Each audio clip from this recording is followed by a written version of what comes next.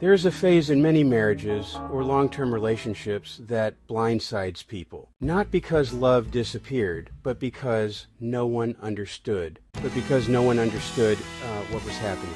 Hello, I am Dr. K. Paul Stoller, and for many women, their 40s are not just another decade. They are a neurological, hormonal, and an emotional transition. A phase where estrogen and progesterone fluctuate, sometimes dramatically, sometimes catastrophically. For a small minority of women have a form of temporary insanity, and that midlife crisis is not something they can recover from. So, this can be far worse than anxiety, irritability, sleep disruption, mood swings, libido changes, brain fog. She didn't change, but her biology sure did. This is not just semantics. Now imagine that taking place inside a marriage.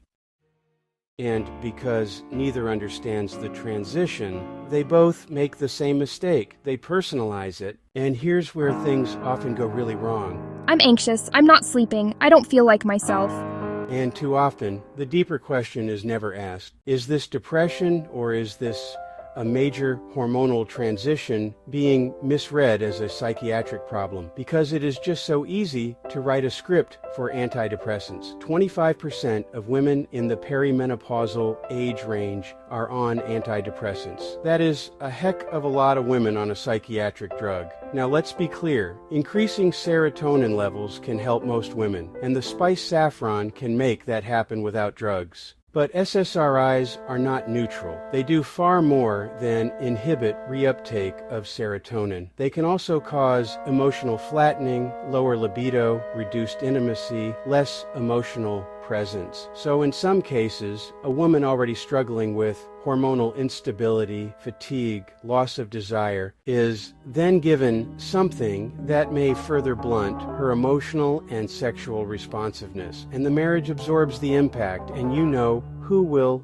get the blame. So what looks like she changed, she stopped caring, she became impossible, may actually be a biological transition that no one prepared her for. And in our dystopian society, there are very few qualified to prepare her, and a relationship with no framework for adapting to these changes. In nature, animals will go extinct if they are so specialized that when their environment changes, they can't adapt. So when these midlife hormonal changes take place, her internal environment, not every female human animal can adapt. Running a family as mother and partner is a specialized role, and when the hormones supporting that role vanish, all hell can break loose. This was never an issue when most of us didn't live past 40, but now we do. So we need to recognize long-term romantic relationships don't just require love. They require an understanding most of us just don't have.